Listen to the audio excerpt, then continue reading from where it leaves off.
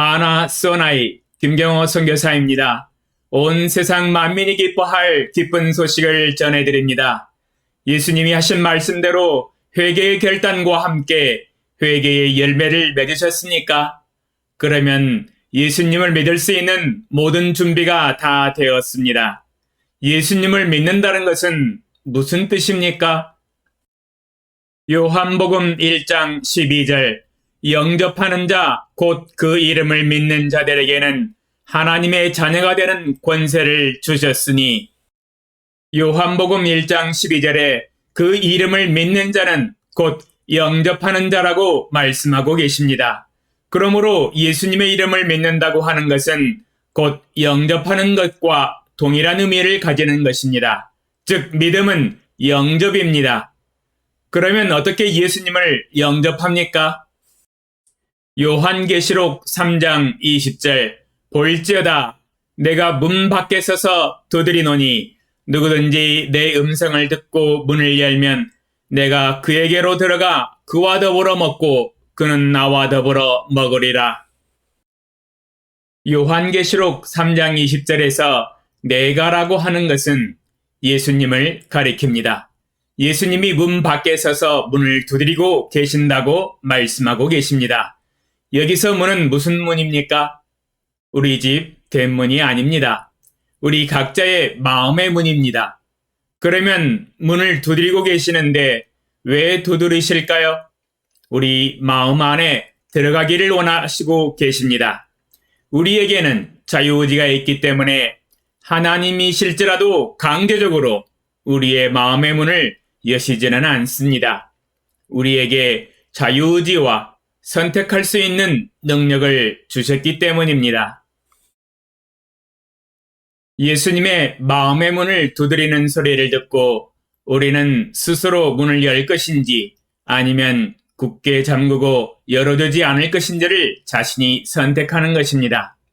만약 우리가 회개의 결단을 하였고 회개의 열매를 맺었다면 마음의 문을 열고 예수님을 환영하고 들어오시도록 허락하는 선택은 쉽게 할 수 있을 것이라고 생각이 됩니다.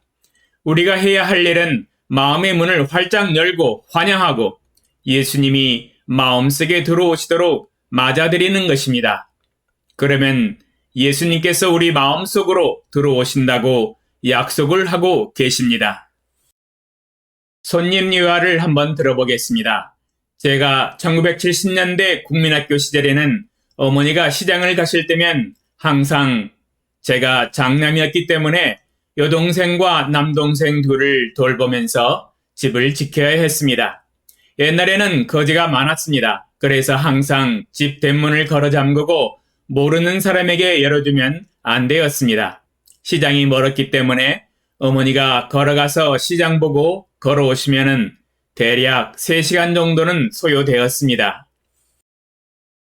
하루는 두 동생을 데리고 놀면서 집을 보고 있는데 누군가 집 대문을 두드리는 소리가 났습니다. 그래서 대문 안에서 누구세요? 물어보니까 외할아버지다 그러시는 거예요. 저는 너무도 반가워서 얼른 대문을 열어서 외할아버지를 영접하였습니다. 집에 들어오시도록 문을 열고 환영하였습니다. 그때 외할아버지가 호박엿 과자 큰 봉지 하나를 사오셔서 선물로 주셨는데 얼마나 맛있었는지 지금도 생생하게 기억이 납니다. 옛날에는 과자가 귀한 시절이었거든요. 과자가 비싸서 평소에는 먹을 수 없었습니다. 요즘 MZ세대 젊은 사람들은 생소한 이야기일 것입니다. 바로 집 앞에 편의점이 있기 때문에 원하면 돈 주고 바로 과자를 사 먹을 수 있기 때문이지요. 귀한 손님이 오셔서 선물로 과자를 주셔야 먹을 수 있었던 시절이었습니다. 영접이라고 하는 것은 이와 같은 것입니다. 마치 외할아버지 음성을 듣고 너무 반가워서 대문을 열고 들어오시도록 맞이하는 것입니다. 그러면 우리 마음문을 두드리고 계시는 예수님은 누구십니까?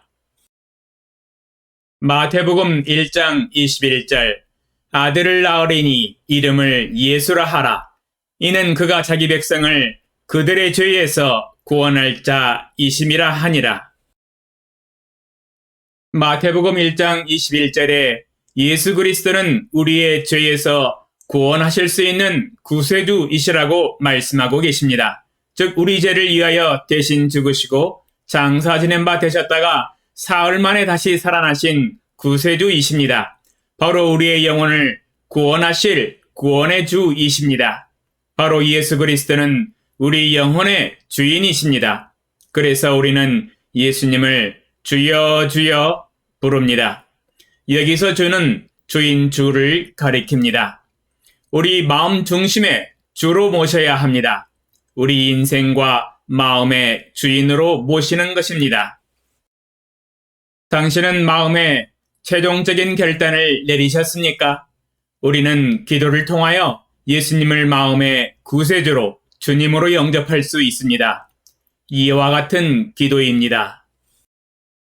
예수님께서 저의 죄를 대신해서 십자가에서 못 박혀 죽으시고 장사 지낸 바 되셨다가 3일 만에 부활하신 사실을 믿습니다.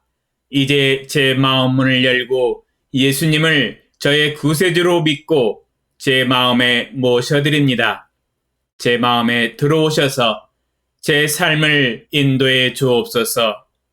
예수님의 이름으로 기도합니다. 아멘.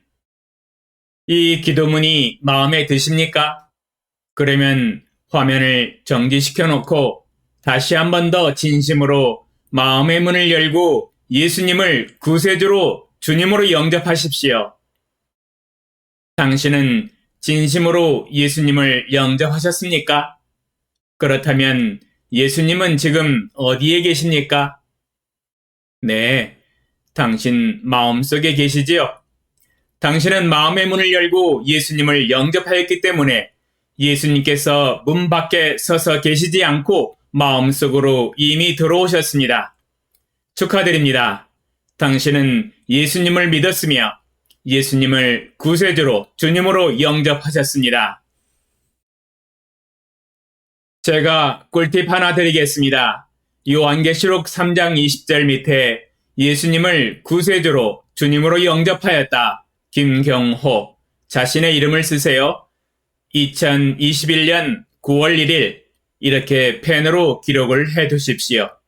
예수님을 믿고 영접한 날짜를 성경 구절 밑에 기록을 남겨두시면 먼 훗날 다시 볼 때에 기억이 생생하고 또한 자신의 믿음의 흔적을 통하여 믿음의 발자취를 기록으로 볼 수 있으며 좋은 추억이 되며 하나님의 사랑과 은혜에 감사하는 시간을 가질 수 있습니다.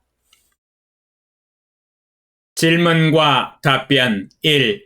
오늘 설교를 통해서 배운 교훈과 감동은 무엇입니까? 2. 당신은 기도를 통하여 마음문을 여시고 예수님을 구세주로 주님으로 영접하셨습니까? 그러면 예수님은 지금 어디에 계십니까? 3. 오늘 설교를 통하여 생애 처음으로 예수님을 구세주로 주님으로 영접하신 분 계시면 댓글 남겨주세요. 저도 함께 기뻐하고 축하해 드리고 싶습니다. 4.